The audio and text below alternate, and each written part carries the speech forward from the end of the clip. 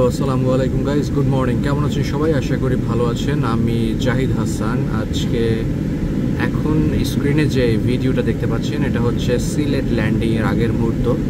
সিলেট আসলে বাংলাদেশের ব্লেসিং একটা প্লেস, মানে এতটা প্রাকৃতিক এবং নির্মল একটা জায়গা যা বাংলাদেশে খুব কম জায়গায় এরকম প্রাকৃতিক দেখা যায়। তো এই ভিডিওটাতে আপনাদেরকে আমি দেখানোর চেষ্টা করছি সেটা হচ্ছে এখন মনসুন সিজন চলার কারণে, বৃষ্টির কারণে প্রায় ম্যাক্সিমাম জায়গায় পানিতে সিলেট ডুবে আছে।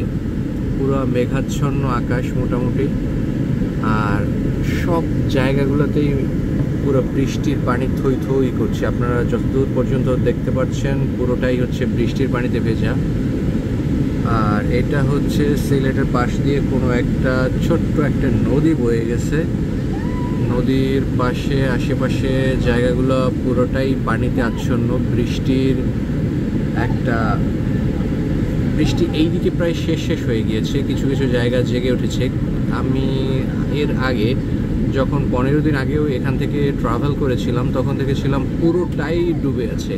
তার থেকে এখন একটু মানে অবস্থাটার উন্নতি হচ্ছে, কারণ এখন পানিটা বেশ কিছু কমে গিয়েছে, জমিগুলো দেখা যাচ্ছে। বাট অল ওভার আপনি যদি খেয়াল করেন তাহলে দেখতে পাবেন পুরোটাই বৃষ্টির মধ্যে।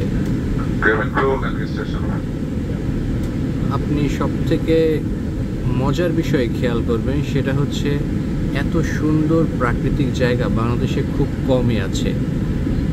একদম ঘনবসতি নেই বললেই চলে, অল্প অল্প কিছু জায়গায় ঘরবাড়ি আছে। পুরো নির্মল একটা আবহাওয়া। সকালবেলা আমি এখন লন্ডন থেকে অবতরণ শুরু করেছি, লন্ডন টু সিলেট।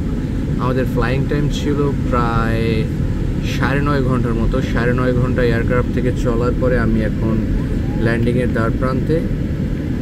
তো সিলেটের সৌন্দর্যের যে লীলাভূমি, যেটাকে বলা হয় বাংলা সৌন্দর্যের লীলাভূমি, একে সিলেটের সাথে আসলে তুলনা করা যায়। আপনি খেয়াল করছেন হয়তোবা ছোটো ছোটো নদী খালগুলো একদম এঁকে বেঁকে বয়ে গেছে নকশি কাঁথার মাঠের মতো। মানে এত সুন্দর একটা জায়গা বাংলাদেশের মধ্যে আছে। It's blessing. এত বড় একটা বিভাগে